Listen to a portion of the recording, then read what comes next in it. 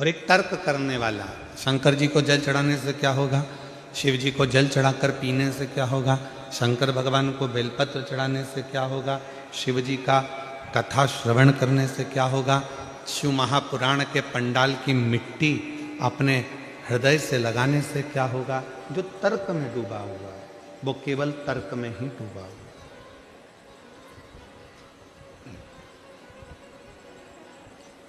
वो भगवान के करीब में नहीं जा पा। पर जो तर्क से ही परे हो गए, जिसने अविरल विश्वास, अविरल भरोसा परमात्मा पर कर लिया,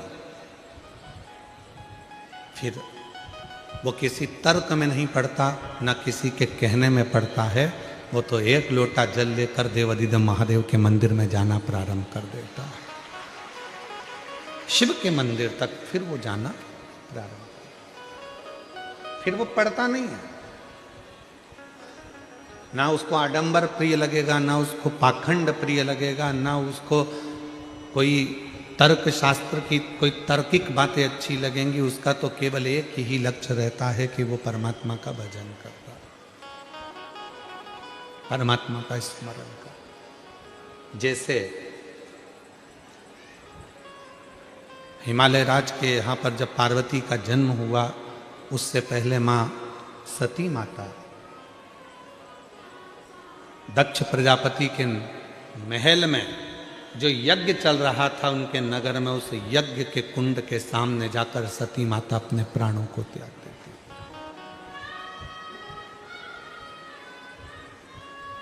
क्योंकि तर्क सहन नहीं हुआ।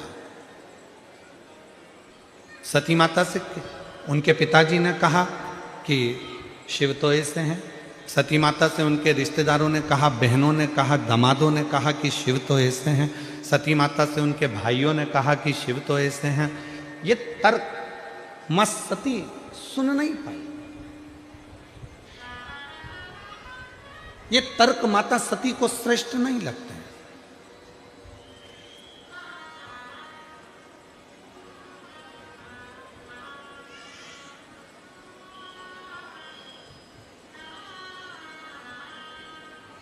उनको तो केवल एक भक्ति का रस उनके भीतर श्रेष्ठ रखता है।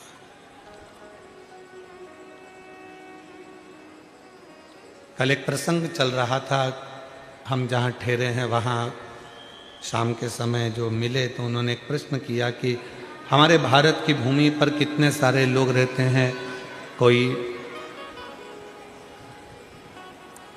मुस्लिम भी रहता है, कोई क्रिश्चियन भी रहता है, ये भी रहता है, वो भी रहता है, सब तरह की बातें चल रही थी। तो हमने कहा कोई भी रहता हो, पर इतना जरूर है कि भारत की भूमि पर वो ही रहता है जो सनातनी है, जो हिंदू है। आज भले उसने अपना धर्म बदल लिया हो, भले उसने अपना धर्म चेंज कर लिया हो, पर उसके जो दादा परदादा थे, उसके जो पूर्वज थे, जो भारत में रहते थे, मतलब भारत की भूमि पर अगर कोई किसी भी धर्म का व्यक्ति रह रहा है, मतलब वो हिंदू था, हिंदू है और हिंदू ही रहेगा, ये निश्चित।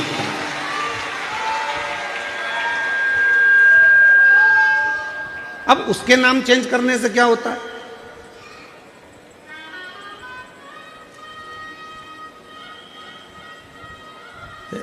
एक बड़ा अच्छा हम बात कहें आप लोग, एक व्यक्ति का नाम था छेदालाल। जम के बोलो, कौन सा नाम था? छेदालाल। अब छेदालाल, उसको लोग, उसके दोस्त जो थे सब चिढ़ाने लगे, छेदालाल छेदालाल कर, तो उसको बड़ा बुरा लग गया। तो उसने कहा अपन को तो अपना धर्म में, हिंदू धर्म में रहना ही नहीं, तो अपन तो और चले गया वो किसी पीर पैगंबर के पास में, और वहाँ जाकर उसने अपना धर्म चेंज कर और कहा कि अब मैं अब यहाँ पर अब मैं इस धर्म में रहूँगा। तो उसने कहा, मौलवी साहब मैंने धर्म चेंज कर लिया, अब मेरा नाम चेंज करो। तो मौलवी साहब ने पूछा तुम्हारा नाम क्या था? तो कहा छेदालाल। ठीक है, तो आज से तुम्हारा नाम रहेगा सुराग अली। क्या नाम रहेगा? सुराग अली। अब उसने अंतर कुछ आया, अब नाम क्या हो गया? पहले था छेदालाल, अब हो गया सुरागली।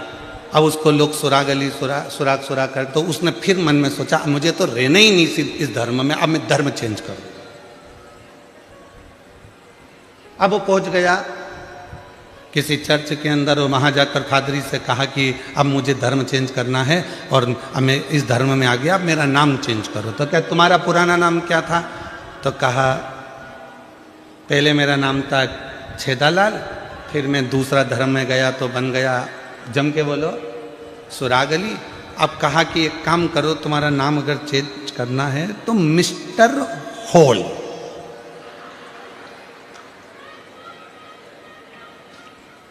Mister hall. अंतर आया, पहले भी छेदालाल था, बीच में भी छेदालाल था, आखिरी में भी छेदालाल था। उसी तरह भारत की भूमि पर चाहे कोई भी धर्म का व्यक्ति रहता हो, कोई भी तरह का व्यक्ति रहता हो, वो भले कह दे कि हम ये हैं, वो कहे वो हम ये हैं, पर भारत की भूमि पर उसके जो दादा परदादा थे वो छेदालाल ही थे। मतलब जो थे वो हिंदू ही थे, वो सनातनी ही थे। अब भले वो चेंज कर ले तो उससे कोई फर्क नहीं पड़ता, जो था उसको बदल नहीं सकता।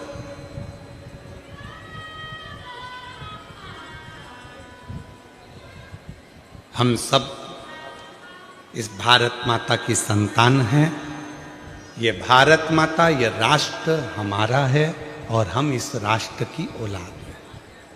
अब उसमें कोई चेंज करे कि नहीं साहब मैं नहीं मानता, मैं तर्क शास्त्र वाले कहते हैं कि हम नहीं मानते, कि लोग कह देते हैं कि अपने भारत में तो भगवान को जल चढ़ाते हैं, अपने भारत में तो ऐसा होता है, अपने भारत में वैसा होता है, हमारे अपने भारत में। तो भाई भारत में रहते हो तो विश्वास तो करना ही पड़ेगा।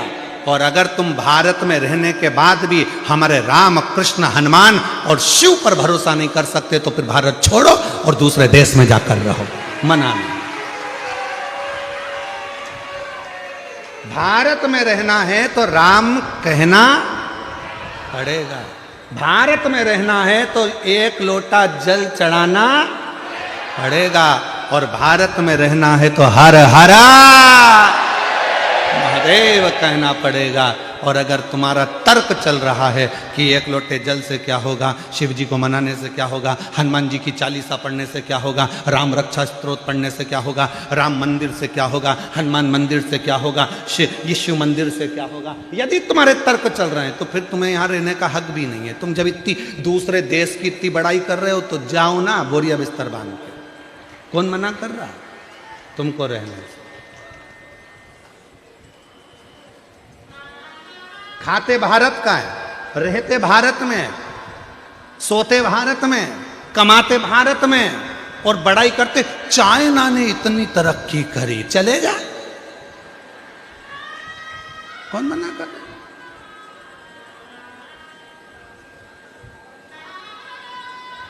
अरे चंदन है इस देश की माटी, तपोभूमि हर ग्राम है, हर बाला देवी की प्रतिमा, बच्चा बच्चा राम है।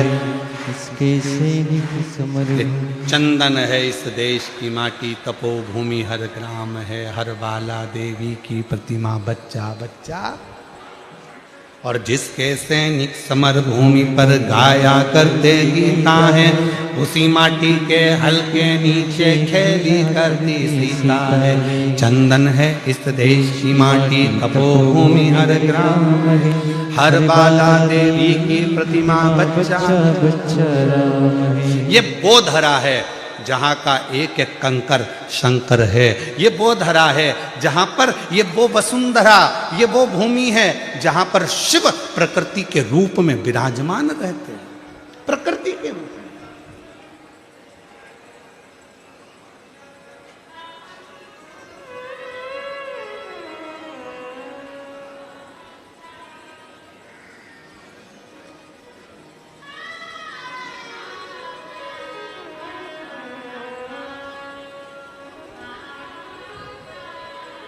छोटू भाई, कल एक प्रश्न आया था, पत्र ज़्यादा है इसलिए हम उसको निकाल नहीं पाएंगे। उस प्रश्न में उन्होंने प्रश्न किया था कि शंकर भगवान ने सबसे पहले क्या दिया।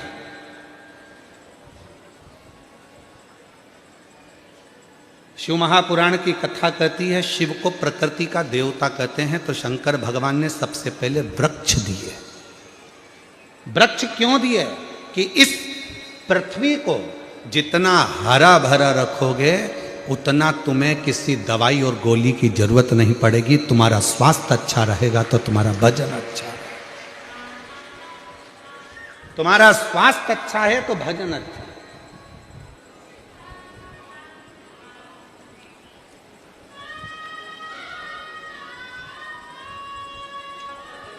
और उठाओ शास्त्र हमारे, शंकर भगवान ने क्या दिया? ब्रह्मा जी ने जब विश्वास नहीं करा तो ब्रह्मा जी ने जब गौ माता को लेकर आए उसने झूठ बोल दिया, केतकी के पुष्प ने झूठ बोल दिया, ब्रह्मा जी ने झूठ बोल दिया, तो भगवान शंकर भगवान ने काल भैरव को प्रकट कर कर ब्रह्मा जी का शीश कट गया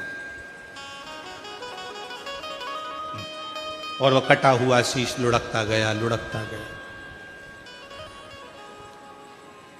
फिर भगवान विष्णु ने कहा कि इस शीश का क्या होगा? भगवान शंकर ने कहा तुम चिंता मत करो, मैं इसको वृक्ष बना देता हूं। इस पृथ्वी पर सबसे पहला वृक्षारोपण अगर किसी ने करा है तो मेरे देव अधिदेव महादेव ने बट वृक्ष का रोपण करा है। इस भूमंडल पर सबसे पहला वृक्षारोपण अगर किसी ने करा तो मेरे शंकर भगवान ने ब्रह्मा जी के कटे हुए शीश को बट वृक्ष बना दिया था। और दूसरी बार फिर मेरे शंकर भगवान ने जब लक्ष्मी जी ने साधना करी तो पार्वती के प्रतिबिंब स्वरूप, लक्ष्मी जी के प्रतिबिंब स्वरूप उनको बेलपत्री का वृक्ष बना दिया था। तीसरे नंबर पर जब शनि महाराज को तप करना था और तप साधना में लीन हो गए शनि महाराज, तब भगवान शंकर ने प्रसन्न होकर शनि महाराज को शमी का वृक्ष बना दिया था।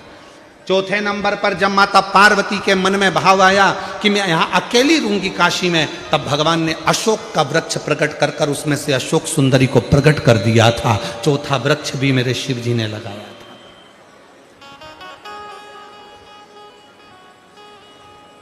बट वृक्ष शिव जी ने लगाया, आम वृक्ष शिव जी ने लगाया, अशोक वृक्ष शिव जी ने लगाया, शमी वृक्ष शिव जी ने लगाया, बेलपत्र वृक्ष शिव जी ने लगाया। ये सारे वृक्ष भगवान शंकर जो प्रकृति के देवता हैं उन्होंने लगाए। इसलिए हम आपसे निवेदन करना चाहेंगे, आने वाले समय में फरवरी में जब महाशिवरात्रि का दिन हो, उस दिन प्रत्येक घर से एक एक वृक्षारोपण जरूर होना चाहिए। ग्रीन शिवरात्रि हमें मनाना है, ग्रीन शिवरात्रि।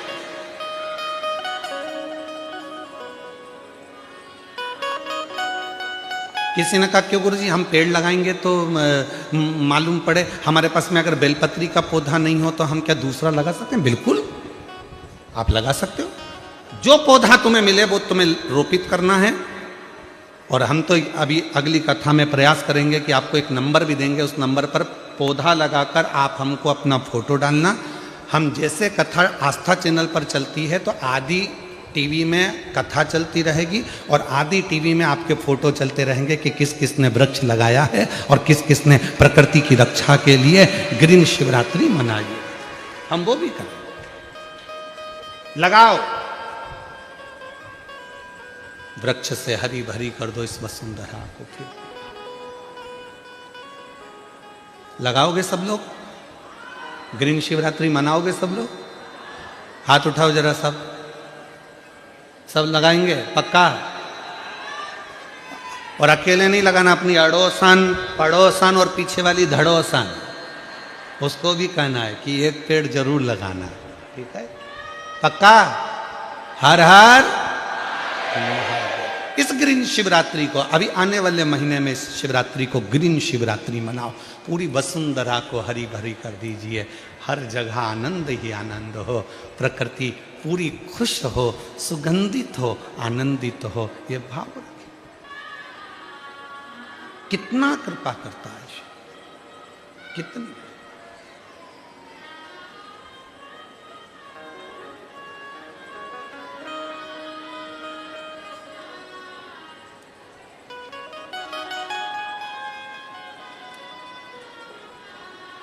और तेरी कृपा का क्या है भरोसा, कब किस पर हो जाए जरा सी हम पर कर दो, जरा सी हम पर कर दो।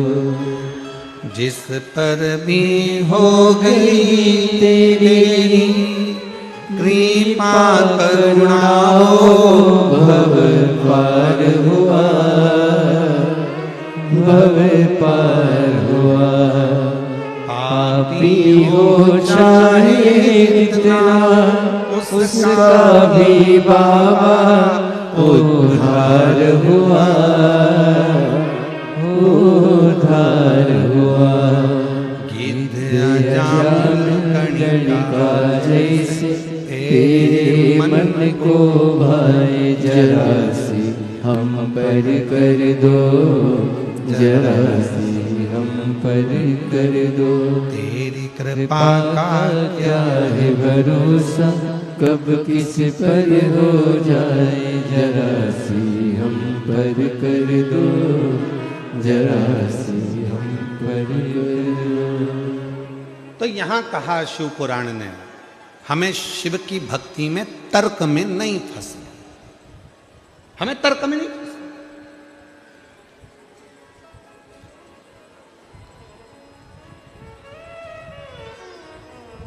तर्क करने वाले तर्क करेंगे, आपको शिव जी से दूर कर देंगे। तर्क करने वाले तर्क करेंगे, आपको भगवान से दूर कर देंगे। क्यों हनुमान मंदिर जा रहे हो, क्यों राम जी के मंदिर में जा रहे हो, क्यों शिव जी के मंदिर में जा रहे हो। बहुत बहुत तर्क वालों के पास में कोई काम नहीं है, दिन भर बैठे बैठे तर्क ही करते रहते।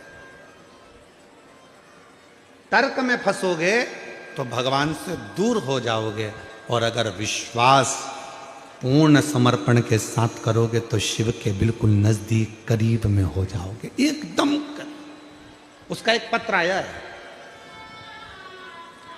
एक पत्र भेजा है किसी ने। प्रजापति मानसी राजकुमार, नवा नरोडा, अहमदाबाद, गुजरात से हैं। कहीं बैठी हो तो हाथ हिला सकती हैं। मेरा मोबाइल नंबर ये है, प्रजापति मानसी राजकुमार, नवा नरोडा, अहमदाबाद, गुजरात से आई हूँ। कहीं बैठी हो तो हाथ हिला सकती हैं और एक बेलपत्र लेने के लिए आ सकती हैं। बोलबम का नारा है, बाबा एक सहारा। पत्र एलईडी पर चल रहा होगा, आप लोग साथ में पढ़ें। गुरुजी मेरा प्रणाम, नवा नरोडा, अहमदाबाद, गुजरात से आया हूँ। मेरे पिताजी को मुंह में गठान हो गई थी, जिसका चेकअप कराया तो उनकी रिपोर्ट दिनांक 18/12/2025 को आई, जिसमें कैंसर जैसी खतरनाक बीमारी बताई। तो यह सुनकर मेरा परिवार बहुत दुखी हो गया। तभी वह रिपोर्ट बड़े बड़े 3 से 4 डॉक्टर को दिखाई गई, जिसमें डॉक्टरों ने ऑपरेशन का बताया। पत्र पढ़ रहे हो आप लोग एलईडी पर? डॉक्टरों ने ऑपरेशन का बताया, 3 से 4 डॉक्टरों को दिखाया, जिसमें डॉक्टरों ने ऑपरेशन का बताया। तब गुरुजी मेरे टीवी पर आपकी मुंबई की कथा चालू थी। अभी मुंबई की कथा कब हुई, जम के तो बोलो। 28 तारीख को पूरी हुई है, 28 को पूरी हुई ना, दिसंबर महीने में। तो मुंबई की कथा चालू थी, जिसमें आपने 4 स्टेज के कैंसर का पत्र पढ़ा था। यह सुनकर मेरी मौसी और बुआ जी ने कहा कि तुम भी बाबा पर भरोसा करो, एक बार कुबरे भंडारी के दरवाजे पर चलो, कुबरेश्वर धाम चलो, वहाँ बाबा सबकी सुनता है, तो बाबा तुम्हारी भी सुनेगा।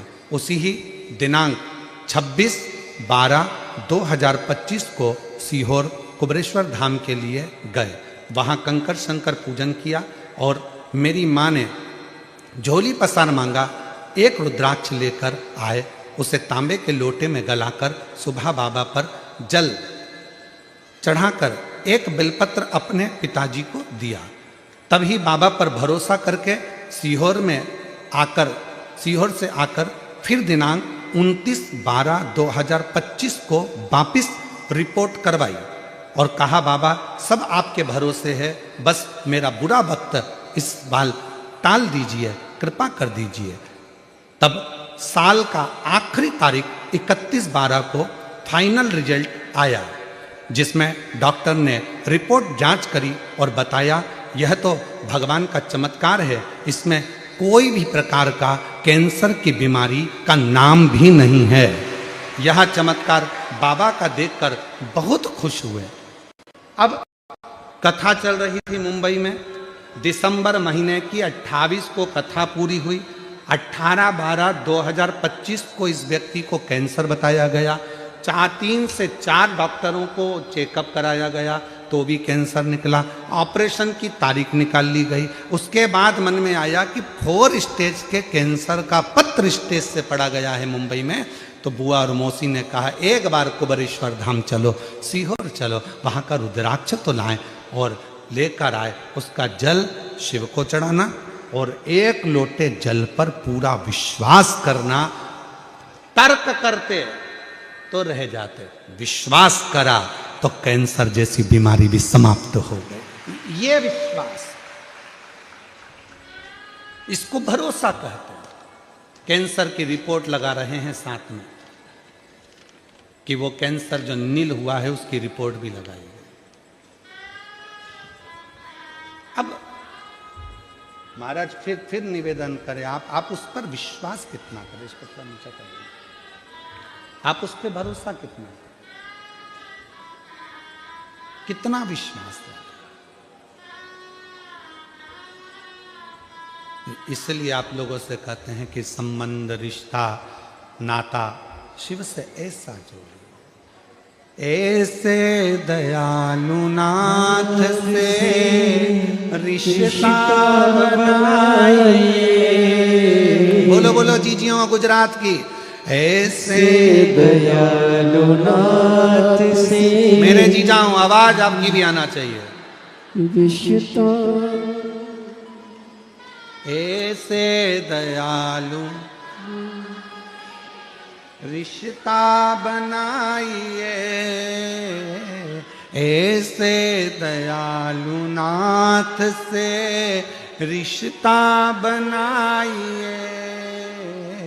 मिलता रहेगा आपको जो कुछ भी चाहिए, मिलता रहेगा आपको जो कुछ भी चाहिए।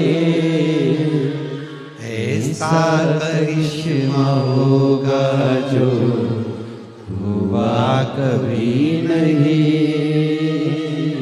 ऐसा करिश्मा होगा जो हुआ कभी नहीं। मांगा है भोलेनाथ से वरदान एक ही, मांगा है भोलेनाथ से वरदान एक ही। तेरी कृपा बनी रहे जब तक है जिंदगी, तेरी कृपा बनी रहे जब तक है जिंदगी। मांगा है भोलेनाथ से वरदान एक ही, मांगा है भोलेनाथ से वरदान एक ही। तेरी दया हो, तेरी करुणा हो, तेरी उदारता हो, तू साथ दे। और ये विश्वास आपके भीतर है तो शिव है। मानो तो मैं गंगा मां हूं और ना मानो तो बहता पानी।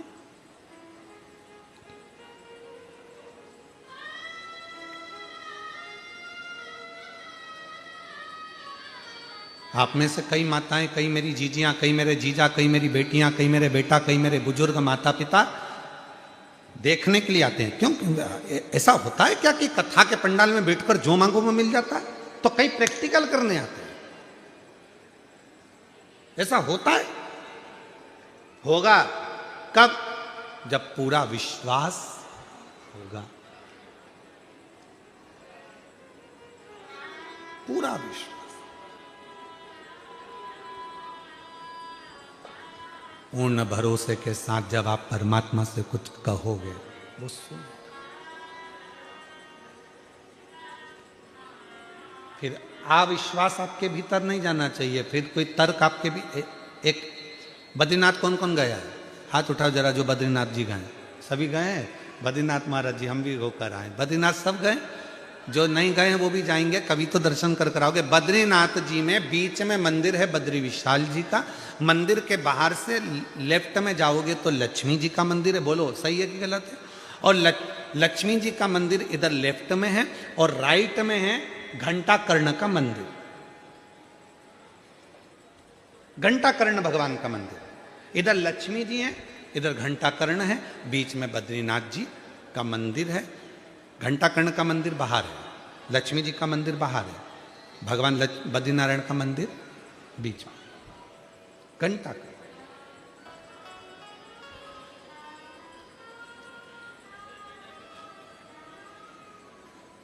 पूरी दुनिया में एक असुर, वो घंटा कर्ण, जो बद्रीनाथ की पवित्र धरा पर बद्रीनाथ जी के भी मध्य में, बद्रीनाथ जी के साथ में उसकी भी पूजन हो रही है, उसकी भी आराधना हो रही, उसकी भी साधना हो रही। क्यों? कौन है वो घंटा कर्ण? असुर के घर में जन्म लेने वाला एक असुर, जिसका नाम था केवल कर्ण।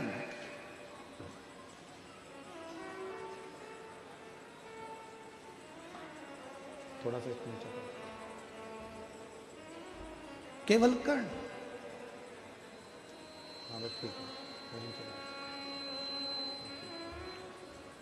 उसका नाम था केवल कर्ण। और ऊंचा करना।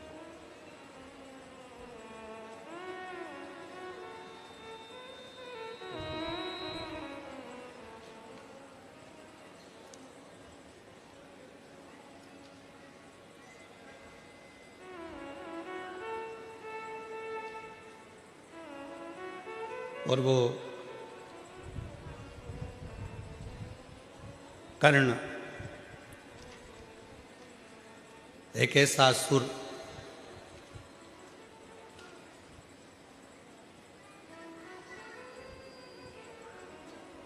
जन्म लेते से ही पिताजी ने उसको असुर प्रवृत्ति में लगा दिया।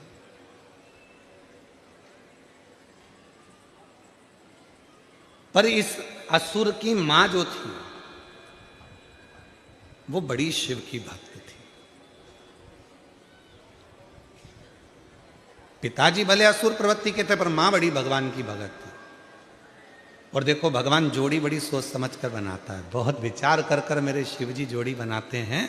इसलिए हमारे यहाँ कहते हैं, अब तुम्हारे गुजरात में क्या कहते हैं वो हमको नहीं मालूम, पर हमारे मारवाड़ में, राजस्थान में, उत्तर प्रदेश में, मध्य प्रदेश में, महाराष्ट्र में, साउथ में, हमारे यहाँ आज भी कहते हैं, दूल्हे को कहते हैं बना और दुल्हन को कहते हैं बनी। बोलो जी जी, और सही है कि गलत है? तो हमारे यहाँ शादी में 8 दिन पहले से माताएं बन्ना जी गाती हैं। बना जी बना जी बना जी बना जी, सूरत जाना जी, वहां से हीरा का झुमका लाना जी। बनी फिर पहन के आएगी, फिर यूं इठलाएगी। बनी फिर गाना गाएगी, झुमका गिरा रे। तो हमारे यहाँ पर दूल्हे को कहते बना और दुल्हन को कहते बनी। पर शिव पुराण कहती है कि दूल्हे को बना कहा, दुल्हन को बनी कहा, और दोनों में ही नहीं बनी तो काय का बना और काय की बनी? फिर दोनों में बनना भी तो चाहिए। आ जाओ आ जाओ, आ जाइए।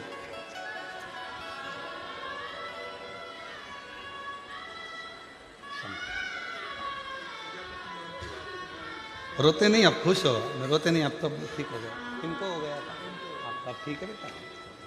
यही है जिनको डॉक्टर ने कैंसर बता दिया था और ऑपरेशन की तारीख दे दी थी। मुंबई की कथा चल रही थी और इनकी बुआ और मौसी ने श्रवण करी तुरंत कहा सीहोर जाओ, एक बार कुबरेश्वर बाबा का रुद्राक्ष लिया। परिवार के लोग सीहोर गए, रुद्राक्ष लेकर आए, तांबे के कलश में गलाकर शिव को चढ़ाकर पीना प्रारंभ करा। दूसरी रिपोर्ट जब निकाली गई तो डॉक्टरों को 6 जगह पर दिखाई, डॉक्टर ने कह दिया कैंसर नहीं है, पूरा स्वस्थ है।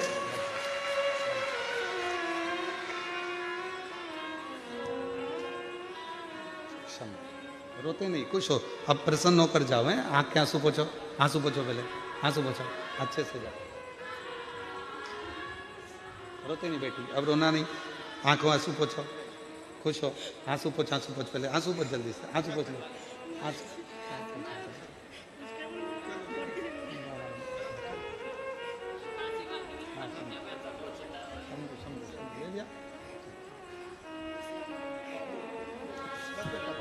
मांगा है भोलेनाथ से वरदान एक ही, मांगा है भोलेनाथ से वरदान एक ही। तेरी कृपा बनी रहे जब तक है जिंदगी, तेरी कृपा बनी रहे जब तक है जिंदगी। मांगा है भोलेनाथ से वरदान एक ही। मेरी जीजियों, मेरे जी जाओ, मेरी बेटियों बेटाओं, मेरे बुजुर्ग माँ बाप, ध्यान रखें, घर में भगवान जोड़ी बड़ी विचित्र बनाता है। एक गुस्से वाला है तो एक नर्म है, एक भगवान को नहीं मानता तो दूसरा बहुत मानता है। पूरे घर में मेरा भोले बाबा एक व्यक्ति ऐसा देता है जो भगवान की भक्ति में 24 घंटे ही लगा रहता है।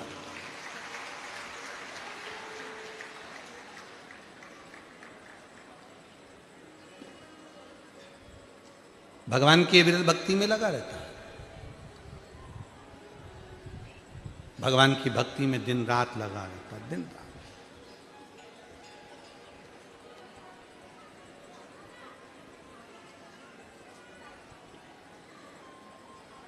कल मिश्रा जी कह रहे थे, मिश्रा जी कल की आपकी बात हमारे स्मरण में है। कल आप कह रहे थे गुरुजी हम आपकी कथा को नहीं सुनते थे और ना हम आपको जानते थे, पर मेरी जो धर्म पत्नी है बैठी आपके बाजू में, कहा ये मेरे को जब सूरत में कथा हुई तो उस कथा में मुझे लेकर गई और हमने वहाँ बैठकर बाबा की कथा को जो सुनना प्रारंभ करा तो बाबा ने आज हमको इस स्थान पर लाकर यजमान बनाकर बिठाया। ये भगवान शिव की ही कृपा है। तो मिश्रा जी आपको उनको धन्यवाद देना चाहिए कि वो आपको खींच के कथा तक लेकर गई हो और आपको कथा का रस तत्व ग्रहण करवा बैठी है। शिव तत्व इसी को कहते हैं। घर में अगर एक क्रोधी है तो एक नरम है, घर में एक अगर भगवान को नहीं मानता तो एक मानता है, और पूरे घर में एक ना एक परिवार में सदस्य ऐसा होता है जो भगवान की भक्ति में डूबा रहता है। और शिव पुराण कहती है कि ये अहंकार मत करना कि घर तुम चला रहे हो, इतना याद रखना कि तुम्हारे घर में जो वो व्यक्ति है जो भगवान का भजन करता रहता है, स्मरण करता रहता है, भक्ति में डूबा रहता है, उसी के रहने से तुम्हारा घर पूरा अच्छा चल रहा है और उसके रहने से पूरा घर श्रेष्ठ है, पूरा घर श्रेष्ठ। एक चावल का दाना देखा जाता है पक गया कि नहीं पका तो उससे मालूम पड़ जाता पूरी हंडी पकी हुई है। उसी तरह भगवान एक भक्त देख लेता है, इसके घर में एक भक्त है रे, बहुत अच्छा है, भगवान का भजन करता है, कथा में लगा रहता है, सत्संग करता रहता है। भले लोग उसको गाली देते हैं, अपशब्द कहते हैं, जो भगवान की भक्ति में ज्यादा डूबा रहता है ना, लोग उसको गिनते ही नहीं है घर में, पगला है, पागल है। और हम तो आपके लिए भी कहेंगे, तुम अपने घर में रोज टीवी खोल के 2 बजे से 5 बजे तक, 1 बजे से 4 बजे तक सियोर वाला महाराज, सियोर वाला महाराज, सियोर वाला महाराज, सियोर वाला महाराज, तो कभी कभी तो पति भी चिल्ला के कहते अच्छा महाराज, धन्य है प्रभु। धन्य है। अच्छे परेशान कर रखा है। और अभी तो वापिस एक काम दे दिया सीहोर वाले महाराज ने, वृक्षारोपण। अब फिर पति से कहेगी जाओ जरा बाजार से एक पेड़ लिया आओ, एक वृक्ष लिया आओ, जाओ जरा जाओ। अब पति बेचारा वृक्ष ढूंढते फिर रहा, पौधारोपण करना। और जैसे ही दुकान पर गया और उसने पूछा क्यों साहब पौधा मिलेगा? हाँ साहब। बेलपत्री का? हाँ साहब। तो दुकान वाले ने कह दिया मिश्रा जी ने भेजा है। अब तो पौधे वाला कह देता है कि मिश्रा जी भेजा।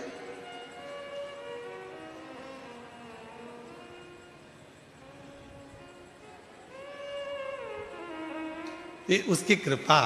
और जीजियों, सत्य मायने में आप लोगों को एक बात कहें ना, ये शरीर कब चला जाए आपका और हमारा किसी को नहीं मालूम। आजकल एक बहुत अटेक और वृक्ष लगाकर चले जाओ, अपन चले भी जाएंगे तो कोई ना कोई तो पत्ती तोड़ के शंकर को चढ़ाता रहेगा, तो अपना पत्ता शिव जी को चढ़ता रहेगा।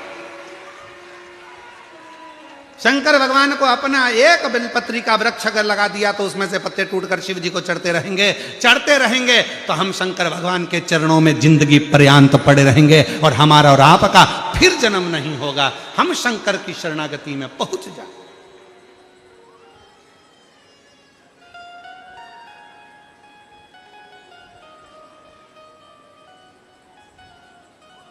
वो हमारे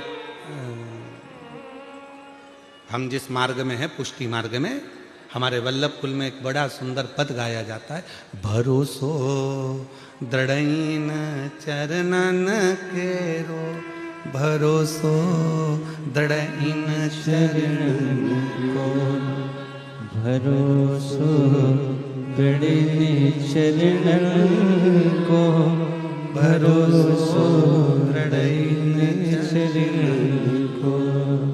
श्री वल्लभ नक चंद्र छटाबिन, श्री वल्लभ नक चंद्र छटाबिन, सब जग माही अंधेरो, भरोसो दृढ़इन चरणन केरो, भरोसो दृढ़इन चरणन को। मतलब भगवान के चरणों में जब प्रीति बढ़े तो सुख अपने आप बढ़ता है, अपने आप।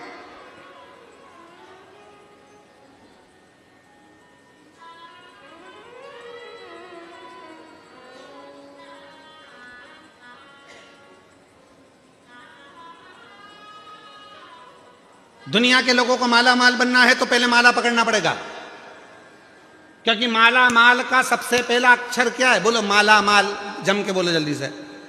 माला माल, इसमें पहला अक्षर क्या है? माला, फिर माल। पर आज का आदमी समझता है कि माल पहले माला बाद में। तो भगवान कह रहे नहीं, माला माल मतलब पहले पकड़ना पड़ेगी माला, फिर आएगा माल। अब तुम माला को छोड़ दी और माल के पीछे भाग रहे हो तो ना माला हाथ लगी ना माल हाथ।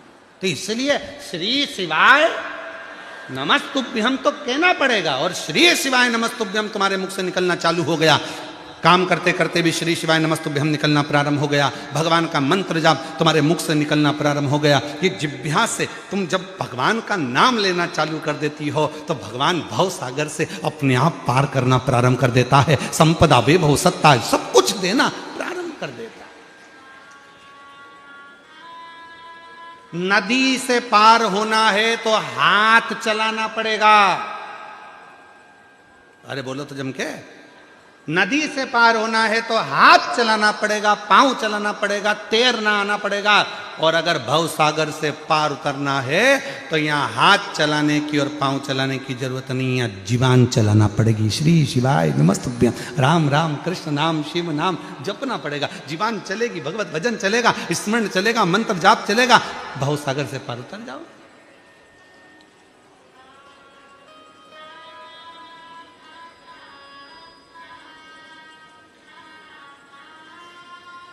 पार उतरना है।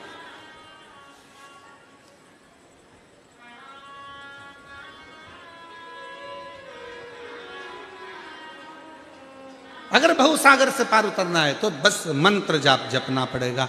श्री शिवाय नमस्तुभ्यं,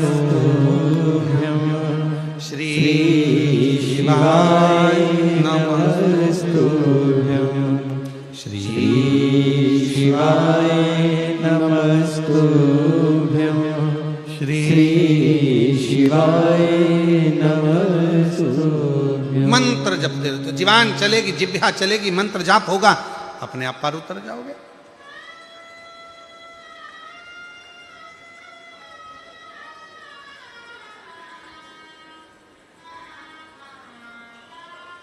इस जिह्वा को गलत चीज के लिए ना चलाओ, इस जिह्वा को भगवत भजन के लिए चलाओ। बोल मेरी जीवा हरि हरि, 10-10 भोजन पान करे और राम नाम में मरी मरी। बोल मेरी जीवा, अभी भी नहीं बोली, बोलो तो हरि हरि। बोल मेरी जीवा हरि हरि। बहुत सबसे ज्यादा आलसी है पूरे शरीर में, पूरे शरीर की इंद्रियों में सबसे ज्यादा आलसन है ये जीवान, सबसे ज्यादा आलसी। खाने का नंबर आ जाए तो ऐसा स्वाद बता, दही बड़ा अच्छा बना, लोचा मस्त, फाफड़ा मस्त। खाने का नंबर आ जाए तो जीवान ऐसी बताए स्वाद, और जब राम का नंबर आ जाए, जब मंत्र जाप करने बैठ जाए, राम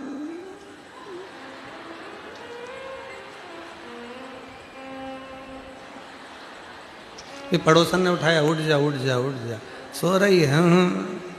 तो फिर ऐसी ऐसी क्या कर रही? कहीं नहीं, भगवान भाग रहा था तो बुला रही थी।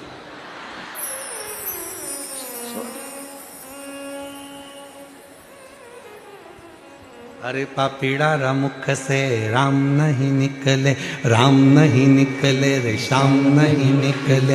वो कहीं जाने हरि भजना में, और जीवन गवाए दियो सजना में।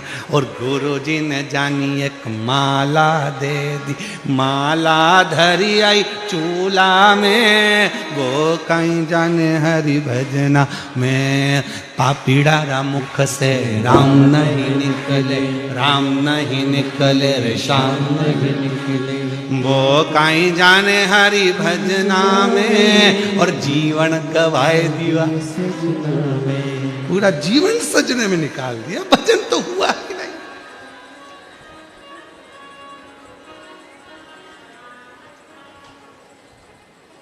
पूरा जीवन गवा दिया, पूरा जीवन।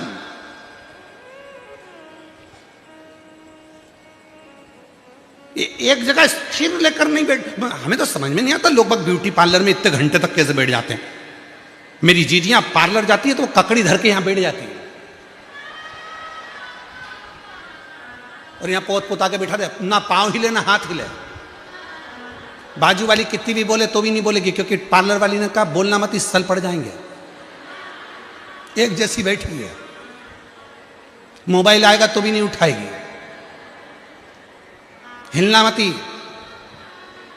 मच्छर भी काट रहा है तो हिलना नहीं। और कथा में 25 बार मोबाइल आया तो भी उठा लिया, और फिर आखिरी में लिख के भेज दिया बिजी हूं, बाद में बात करूं। अच्छा, और बचा कुचा था तो पूरी कथा में अभी भी मन नहीं लगा तो 3-4 बार तो पूरा ध्यान दिया, कथा में मन नहीं गया, कौन आया कौन गया, पूरा ध्यान। अरे पापीड़ा मुख से राम नहीं निकले, राम नहीं निकले, श्याम नहीं निकले। वो कहीं जाने हरि भजना में, और जीवन गवाए दियो सजना। पूरी जिंदगी गवाए। अब सोचे तो क्या सोचे, क्या विचार। अरे भाई बड़ी मुश्किल से सूरत में कथा आती है, गुजरात में बहुत, छत्तीसगढ़ होती है, महाराष्ट्र होती है, मध्य प्रदेश होती है, राजस्थान होती है, हरियाणा होती है, पंजाब होती है, पर राजस्थान सब दूर होती है। पर ये यहाँ गुजरात में थोड़ा पहुंचने में कथा को टाइम लगता है। और तुम तो किस्मत वाले हो, भाग्यशाली। बड़ी मुश्किल से मिलती है भोलेनाथ की कथा कभी कभी, होती है अपने भाग्य से शिव पुराण कभी कभी। ये बड़ी मुश्किल से मिलती है, बहुत मुश्किल। अब असुर, और असुर का बेटा असुर कर्ण, उसका नाम रख दिया।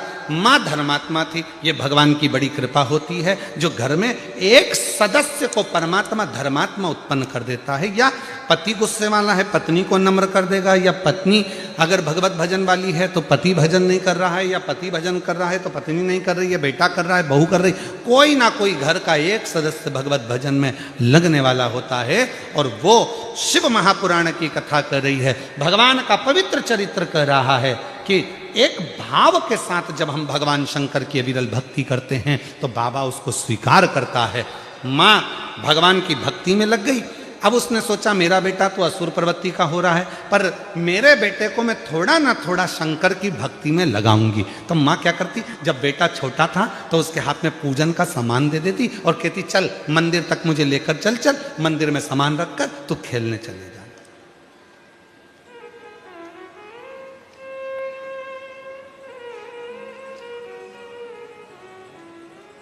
तुम खेलने चले जाना। और देखो घर के जो बुजुर्ग करते हैं, बच्चे उसको पूरा कैच करते हैं। प्रत्येक घर में अगर कैमरे नहीं भी लगे हैं तो घर में एक कैमरा जरूर है, वो तुम्हारे घर का पोता पोती, तुम्हारे घर के छोटे छोटे बच्चे वो कैमरा हैं जो 24 घंटे कैच करते हैं और रात को मम्मी को जाके पूरा क्लीन करते हैं।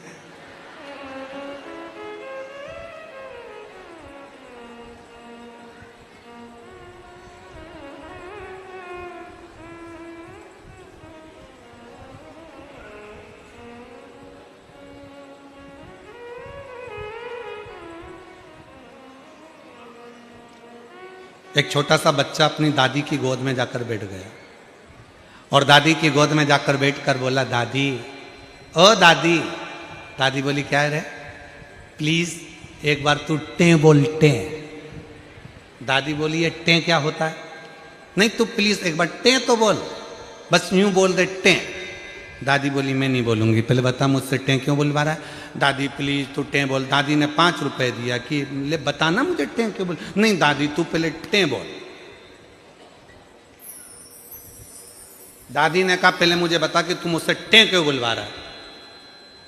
5 रुपए दूंगी तेरे को, तू मुझे बता कि मुझसे टें क्यों बोल। दादी पहले 5 रुपए दे फिर बताऊंगा। दादी ने 5 रुपए दिए, ले बिस्कुट खा लेना, ठीक है। अब बता मुझसे टें क्यों बोल रहा है। दादी रात को मम्मी पापा पलंग पे बैठ के बात कर रहे थे, जब बुढ़िया टें बोल जाएगी तो सारी जायदाद अपनी हो जाएगी। जब ये बुढ़िया टे बोलेगी तो पूरी जायदाद अपनी हो जाएगी। इतने में दादी ने एक धड़के दिया, बता मेरे मरने की प्लानिंग कर रहा है।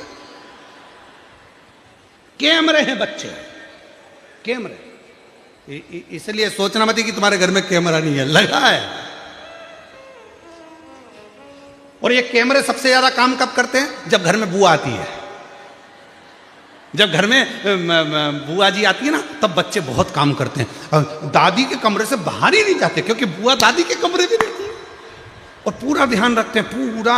इतने में दादी भी कभी कभी गुस्से में कह देती जा पढ़ाई करने बैठ, जा मम्मी बुला रही। नहीं मैं नहीं जाऊंगा, जा पढ़ाई कर ले। नहीं मैंने सब कर लिया। मम्मी को बुलाऊं तेरी, जा पढ़ने। मम्मी नहीं कहा था, जब तक दादी रहे, दादी जब तक बुआ जी रहे, दादी के कमरे में ही रहना, देखना क्या क्या दे रही है। कैमरा, पूरा कैमरा। अब वो घंटा कर्ण की मां ने वो छोटे से बालक को पूजन का सामान दे दिया, ले मंदिर ले जा। मंदिर ले जाता और मंदिर में रखकर बाहर चले जाता। बाहर जाने के बाद वही असुर का काम करता। कहीं किसी के बच्चे को कुएं में धकेलाता, कहीं किसी को मारता, कहीं किसी को गाली देता, कहीं किसी को अपशब्द कहता, किसी को ठोकता। यही काम गलत गलत करता। सारी शिकायत माँ के कानों में आती। माँ बड़ी दुखी हो गई। माँ ने सोचा मेरे बच्चे को मैं भगवत भजन में लगाऊं कि ऐसे काम में लगाऊं। तो माँ ने विचार करा मेरे बच्चे को मैं गलत कर्म में ना लगाऊंगी। और माँ अपने बेटे को अब विचार करने लगी कि इसको शिव के पास में ये जो मंदिर में जो घंटा बंधा है, इस घंटे से अपने बेटे को बांध दूंगी और पूजन में बैठ जाऊंगी। घंटे से बेटे को बांध दिया, बेटा बंधा रहता। माँ को लगा कि मेरे बेटे को मैंने एक बार घंटे से बांधा और मेरा बेटा बाहर नहीं गया, मतलब मेरा बेटा मेरा कहना मानेगा। तो अब तो मैं इसको शंकर की भक्ति में लगा सकती हूँ, शिव की आराधना में लगा सकती हूँ। और माँ ने अपने बेटे को शंकर भगवान की आराधना में लगा दिया। इतनी शिव की भक्ति में बेटे को लगाया कि बेटे से कह दिया शिव के सिवा कहीं अपने चित्त को मत लेकर जाना, और सुनो शंकर के सिवाय कुछ अपने कानों में दूसरा जाए ही ना, इतना याद रखना। बेटा शिव की भक्ति में इतना डूब गया कि कहीं मन लगता ही नहीं। एक दिन वो बेटा शिव की आराधना कर रहा था और उसके मन में आ गया ये संसार सागर में मेरा जन्म मिथ्या है, अब तो मुझे मुक्त होना है, मुक्त होना। उसने अपनी मां से पूछा, मां मुक्ति के लिए क्या करना पड़ेगा? मुक्ति के लिए करना क्या पड़ेगा? कोई आपसे कहे कि तुम्हें मुक्त होना है तो मुक्ति के लिए क्या करना पड़ेगा? तो हमारे यहां एक पूर्व में एक बहुत अच्छा भजन किसी ने गाया है, मुक्ति के लिए क्या करना पड़ेगा? सत संगत कर अच्छे लोगों की, दवा मिल जाएगी सभी रोगों की। संगत कर अच्छे लोगों की, दवा मिल जाए सभी रोगों की। मुक्ति से आत्मा को धन कर ले, भक्ति से आत्मा को तर कर ले। रोज थोड़ा थोड़ा हरि का भजन कर ले, रोज थोड़ा थोड़ा शिव का भजन कर ले। भजन करेगा तो बड़ा ही सुख पाएगा, भजन करेगा तो बड़ा ही सुख पाएगा। भजन से ही आत्मा का मेल धुल जाएगा, भजन से ही आत्मा का मेल धुल जाएगा। बस ये स्मरण। तो मां ने कहा कि तू क्या चाहता है? मुझे मुक्ति चाहिए। तो का सत्संग कर। अब मां ने कहा था शंकर की कथा के सिवा, शंकर के भजन के सिवा, शंकर के स्मरण के सिवा, शंकर की भक्ति के सिवा कुछ मत सुनना। और मां ने कह दिया सत्संग कर। चले गया एक प्रवचन में जाकर बैठ गया वो कर्ण, और जो कर्ण सत्संग में जाकर बैठा और वहां पर शंकर जी की चर्चा चालू हुई। इसको बड़ी प्रसन्नता। शिव जी की चर्चा होने के बाद में जैसे ही दूसरी चर्चा चालू हुई और कर्ण ने अपने कानों को दबाया और भाग गया।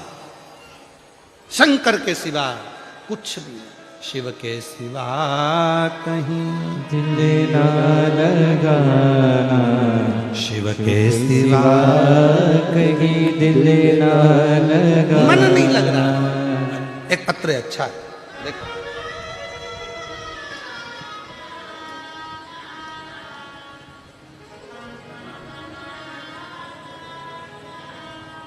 गुरुजी, मेरा नाम दीक्षा रविंद्र पाटिल है। मैं सुभाष नगर सूरत की रहने वाली हूँ। कहीं बैठी हो तो हाथ हिला सकती हैं। दीक्षा रविंद्र पाटिल, सुभाष नगर सूरत की रहने वाली हूँ। मेरी शादी को 6 साल हो गए थे, संतान नहीं थी। डॉक्टर ने कह दिया था कि संतान का सुख नहीं आएगा। हम लोग हिम्मत हार गए। तब हमने, जब आंखों से आंसू बहता, तब किसी ने एक बार हमें बताया कि शिव के मंदिर में जल चढ़ाओ, पशुपति व्रत करो, सफेद आंकड़े की जड़ का उपाय करो।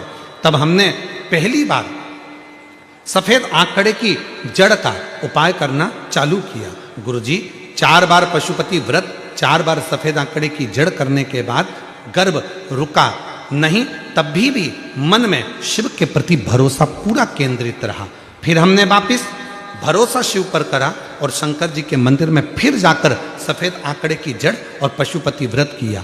4 पंडाल में कथा श्रवण करी और बाबा की कृपा से वहां की मिट्टी को अपने गर्भ पर लगाया और आज बाबा की कृपा से मेरे घर में संतान की प्राप्ति हो गई। मैं बाबा को यहाँ प्रणाम करने के लिए आई हूँ। कहीं बैठी हो तो आ सकती हैं। अगला पत्र है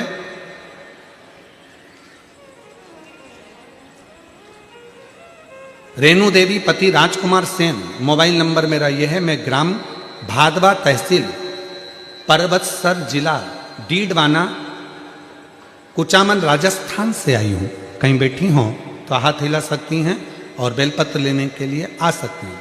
गुरुजी बाबा की महिमा का मैं क्या वर्णन करूं। मेरा लड़का सरकारी नौकरी की तैयारी कर रहा था पर उसकी जॉब नहीं लग रही थी। उसने 7 बार एयरफोर्स का एग्जाम दिया पर नहीं हुआ। बाबा से प्रार्थना करते रहे और बाबा से निवेदन करते करते तब आखिरी में मेरे लड़के ने पशुपति व्रत करा। आप कहते हो कि मेहनत 4 गुना करना, मेरे बेटे ने और मेहनत करना प्रारंभ करी और बाबा की कृपा से पशुपति व्रत करा, सोमवार का व्रत करा और बेटे ने फिर वापिस जो आप कहते हो बेलपत्री में शहद वाला प्रयोग करा और बाबा की कृपा से आज मेरा बेटा एयरफोर्स में सिलेक्ट हो गया। मैं बाबा को यहाँ प्रणाम करने के लिए आई हूँ। एक पत्र और बड़ा सुंदर है। मैं ललिता दीपक पाटिल दस्तान गांव तहसील पलसाना से आई हूँ। कहीं बैठी हो तो हाथ हिला सकती हूँ। मेरी शादी को 12 साल हो गए थे पर मैं माँ नहीं बन पाई। हमने जलगांव से लेकर मुंबई तक इलाज करवाया, गुजरात में अपना इलाज करवाया पर कोई भी सफलता नहीं मिली। हमने 25 लाख रुपए इलाज में खर्च कर दिए पर उसमें भी सफलता नहीं मिली। तब किसी के कहने पर मैंने भगवान शंकर के मंदिर जाना प्रारंभ करा और श्री शिवाय नमस्तुभ्यम मंत्र बोलना प्रारंभ करा। सफेद आंकड़े की जड़ का प्रयोग करा और बाबा की ऐसी कृपा हुई। पंडाल में बैठकर कथा सुनी, वहां की मिट्टी को गर्भस्थ लगाया और बाबा की कृपा से आज शिव जी ने ऐसी कृपा करी कि 12 साल के बाद मेरे घर में भगवान ने संतान दे दी। मैं बाबा को यहाँ प्रणाम करने के लिए आई हूँ। शिव शिव है, शंकर शंकर है। आज कथा का कौन सा दिन है? जम के बोलो जरा। चौथा। कितने दिन बचे? 3 दिन। परसों कथा की शिवरात्रि हो जाएगी और समापन वाले दिन सुबह कथा 8 बजे से 11 बजे हो जाएगी। तुम अपने घर, हम बाबा के धाम। पर केवल इतने तक कथा नहीं,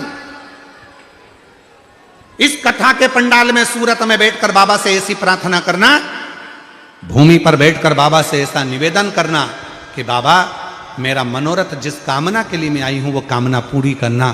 तो 16 तारीख से जो बड़ौदा में 22 तारीख तक कथा है उसमें मेरा भी पत्र पहुंच जाए, ऐसी कृपा कर देना। उससे प्रार्थना करो, निवेदन करो।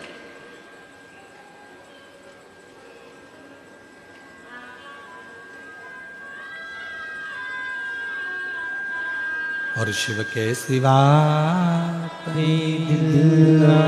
लगाना, शिव के सिवा कहीं दिल ना लगाना। घंटा कर्ण ने भगवान शंकर की ओर अपना ध्यान केंद्रित कर लिया, मन नहीं लगा। जब तक प्रवचन में बैठे शिव जी की चर्चा चली तो उनका मन लगा रहा और शंकर की चर्चा जैसे ही बंद हुई, घंटा कर्ण ने अपने कानों को बंद करा और चले गया बाहर। शिव की तो चर्चा ही नहीं हो रही। शिव महापुराण की कथा कहती है, शिव चर्चा, शंकर की कथा, शिव पुराण 3 दिन की मिल जाए, 5 दिन की मिल जाए, 7 दिन की मिल जाए, जितने दिन की मिले उतने दिन यदि आप पंडाल में बाबा से प्रार्थना करते हो तो बाबा आपकी मनोकामना पूर्ण जरूर करता है।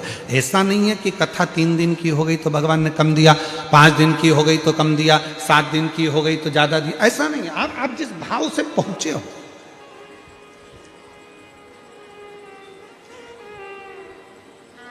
डबरा मध्य प्रदेश में 3 दिन की कथा है, 11, 12 और 13 फरवरी और 14 फरवरी से 20 फरवरी तक रुद्राक्ष उत्सव 3 दिन। तो कई लोगों ने कहा 3 दिन में शिव महापुराण की कथा हो सकती है, क्यों नहीं हो सकता। शिव महापुराण की कथा तो वो कथा है, आप भगवान शंकर को अगर मंदिर में बैठकर मात्र 2 मिनट भी अगर भगवान को याद कर रहे हो तो समझ लेना वो शिव पुराण की कथा ही है। उसको स्मरण किया है हमने, याद किया है हमने।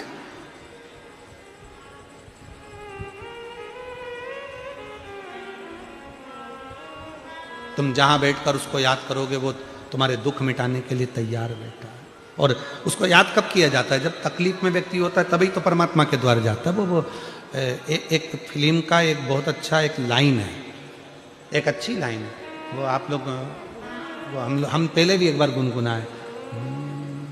भीड़ में तन्हाई में प्यार की गहराई में मुझे तुम याद आते हो,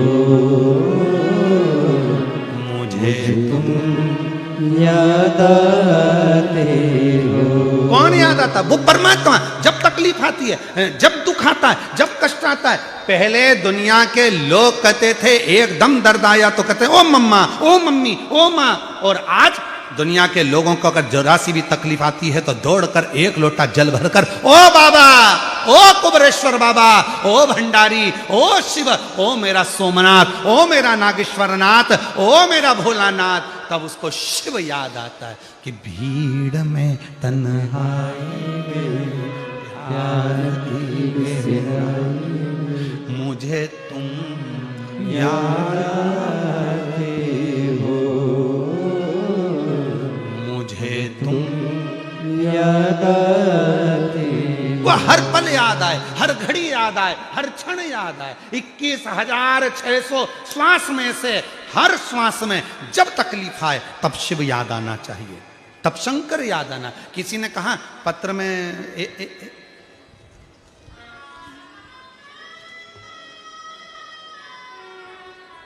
छोटू भाई एक पत्र में एक बात लिखी बड़ी सुंदर। गुरुजी पत्र पढ़िएगा जरा, आप भी पढ़ो। गुरुदेव चरणों को कोटि कोटि प्रणाम, केम छो मजामा। ठीक है, केम छो मजामा। गुरुदेव हम लोग सोमनाथ गुजरात से आए हैं, बड़ी आशा लेकर 7 दिन की कथा सुनने आए, मगर गुरुदेव इतना मन लगाते हैं हम कथा में, पर ना जाने ये सामान बेचने वाले फेरी वाले कहाँ से आ जाते हैं, हमें डिस्टर्ब कर जाते हैं। लाइन लिखिए छोटू भाई तुम्हारे लिए। छोटू भाई से निवेदन है कि ये कार्यकर्ताओं को बोलकर जो अंदर फेरी वाले सामान बेचने आते हैं उनको हाथ जोड़कर मना करें, जिससे हम दिल से बाबा की कथा का तत्व श्रवण कर। छोटू भाई आपसे प्रार्थना करिए कि हम बहुत दूर दूर से आए हैं कथा सुनने के, बहुत दूर से। मैं पूरी टीम को, पूरे यजमानों को और गौशाला समिति को धन्यवाद देती हूँ जो इतनी सुंदर कथा, हम सोमनाथ वाले हम वहाँ से कथा सुनने सौराष्ट्र से आए हैं, कथा का रस तत्व मिल रहा है। मतलब वही बात आ गई कि मन परमात्मा में लगा हुआ, चित्त परमात्मा में लगा है, तो परमात्मा में जब मन लग जाता है तो फिर कोई दूसरा भाता ही नहीं, कुछ नहीं, कुछ भी नहीं। और मुझे तुम याद आते हो, मुझे तुम याद आते। शिव के सिवा कुछ ना याद आए, शंकर के सिवा। घंटाकर्ण की कथा कर रही है, असुर की कथा कर रही है, मन नहीं लगा, दौड़ पड़ा। सत्संग में जब तक शंकर की चर्चा चल रही थी तब तक रुका, शंकर की चर्चा बंद तो दौड़ पड़ा, घर पहुंच गया। माँ ने पूछा क्यों? तू तो सत्संग में गया था, कथा सुनने गया था। हाँ माँ सत्संग में गया था, पर वहां शिव की कथा अर्थात शंकर का गुणगान नहीं मिला, दूसरी बात मिली, तुम्हें भाग कर आ गया। शिव के सिवा मेरा मन नहीं लगता। तो फिर तुझे मुक्ति कैसे मिलेगी, मोक्ष कैसे मिलेगा? अब फिर वापिस घंटाकर्ण बैठ गया तप करने के लिए, साधना करने के लिए, शिव की भक्ति के लिए। तब भगवान देवाधिदेव महादेव खुद एक ग्वाले का रूप रखकर आ गए और घंटाकर्ण के सामने जाकर खड़े हो गए। शंकर जी ने कहा घंटाकर्ण क्या बात है? कहा बाबा आप कौन हो? तो कहा मैं यहां से निकल कर जा रहा था, आपकी भक्ति को देखकर रुक गया हूं। क्या चाहते हो? मुक्ति चाहता हूं, केवल मुक्ति। हाँ, मुक्ति चाहता हूं। ठीक है, मिल जाएगी। एक काम करो, सत्संग करो। सत्संग करने गया था, पर शंकर जी की कथा कम मिलती है तो हम मन नहीं लगा। शिव के बिना मन नहीं लगता, शंकर की कथा में ही मन लगता, बाकी का कहीं। तो फिर एक काम करो, तुम चले जाओ ऊपर, मैं तुम्हें एक वर देता हूं, इसी शरीर से तुम बैकुंठ में भगवान नारायण के पास जाकर सत्संग कर सकते हो। इसी शरीर में। मैं असुर हूं, राक्षस हूं, क्या मैं जिंदा की जिंदा भगवान नारायण के बैकुंठ धाम में बैठकर शिव की कथा सुन सकता हूं? हाँ, जाओ। कल कथा में कहा था, एक काशी और एक शिव महापुराण का निवास। एक काशी का निवास और एक शिव महापुराण का निवास, ये दोनों निवास शिव की आज्ञा के बिना मिल ही नहीं सकते, शंकर की आज्ञा के बिना। महाराज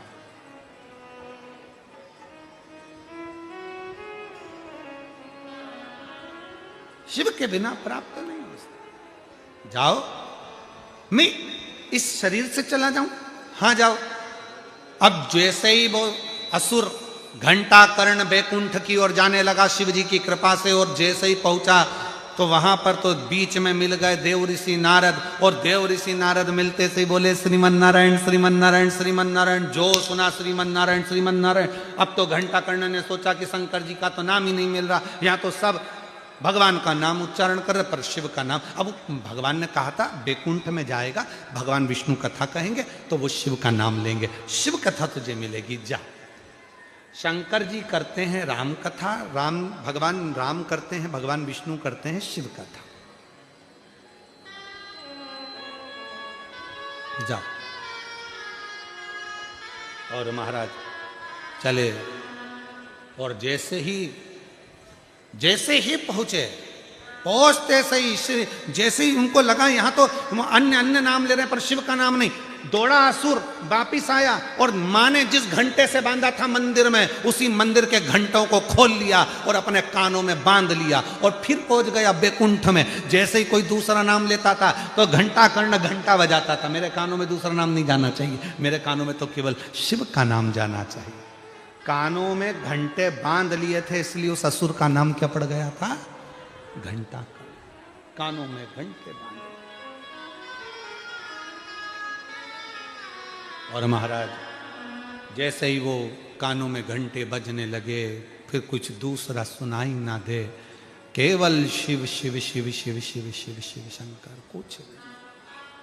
और भगवान शंकर जब आनंद के साथ में, जब शिव के नाम का उच्चारण नित्य प्रति, शिव के नाम का उच्चारण नित्य प्रति, तो जीवन का एक आनंद, जीवन का एक सुख अपने आप प्राप्त।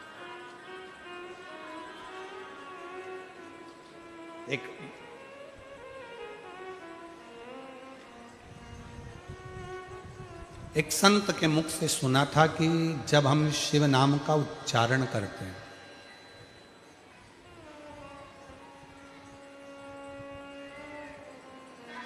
तो हमारा जितना भी जीवन का दोष है, पाप है, जो खाते में लिखा हुआ होता है वो सब कट जाता है। जो खाते में लिखा है वो सब कट जाता है।